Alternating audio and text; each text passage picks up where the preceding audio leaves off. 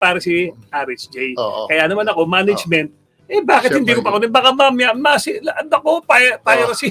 Tsaka pare, kindatan pare. Baka makuha pa ng iba yan. Tsaka pare, alam mo yung may term sila nun na kindatan lang. Alam na nila kahit hindi banggitin yung play. Alam na nila, isang ganon, isang backdoor, isang ISO. Ang iniisip ko yan, Ball pare, spin.